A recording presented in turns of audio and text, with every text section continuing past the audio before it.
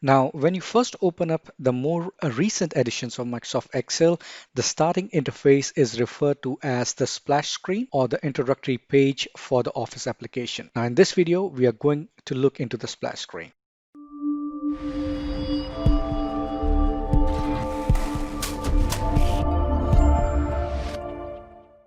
Now let us go ahead and open Microsoft Excel. And the first screen that you see over here is the introductory screen, or you can call it the splash screen of Microsoft Excel. Now, based on the version of Excel that you're using, the user experience might be a little different. Now, just a quick trick over here. If you want that, as soon as you open Microsoft Excel, you do not want to see the splash screen, but the blank workbook itself. Well, what you can do is go to Options, go under General, and if you scroll all the way down, you will see an option show the start screen when this application starts.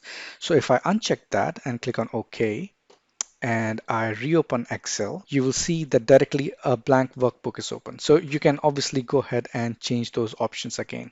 So let me just go back and change the option back to show the start screen, so that we can discuss about the splash screen. And when I open this back, I have the splash screen in front of me. You will see some big icons which contain home, which contain new, and which contain open. So under the home tab, you will see that there is one blank workbook. When you click on that, it opens up a blank Excel workbook where you can work on. And then there are some tutorials over here. And if you click on that, you can go through the slides like welcome to Excel, drop down tutorial, formulas tutorial. So you can go through all those tutorials over here. Then over here, you can also find some more templates. So if you click on this, you'll find various templates based on which you can create a workbook and then work upon it. And then over here, you have some recently opened Excel workbook. As you can see, I had just opened one, so it's only showing one in the list, but there can be many more that you have gone through. So it will contain a history of recently opened Excel worksheets, so you can quickly go ahead and open it without browsing it. Then there can be some pinned worksheets. So if you pin them, it will be displayed over here, or the Excel worksheets that are shared with you.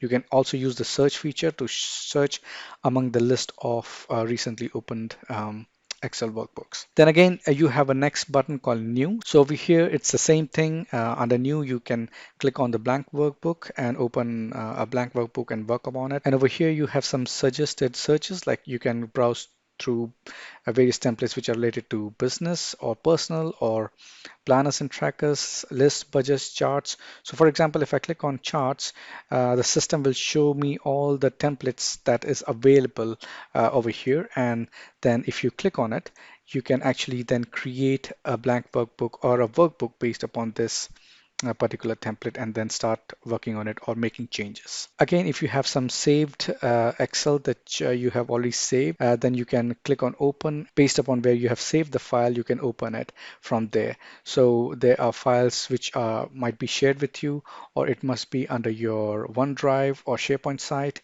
or browse in this PC wherever you have saved it on your current system. You can even add a new place. So if you have some other place to add where your files are saved, you can add it over here, or you can just simply browse in this current system and then open the files which are saved. And also, if there are some files which are listed over here or under the recent files, what you can also do is right click on that file. You can even open the file location wherever it is saved. So you can see over here, I have saved it here, so it directly takes me to the folder. So those are some of the things that you can do from the splash screen. And then there are some short links to your account, the feedback, and the options as I showed earlier, where you can change the settings. So this is all about the splash screen. Now I'm using a very latest version of Excel, which is from the Office 365. You might have some older versions, and based upon that, you might see some different UI, but overall, it's almost the same.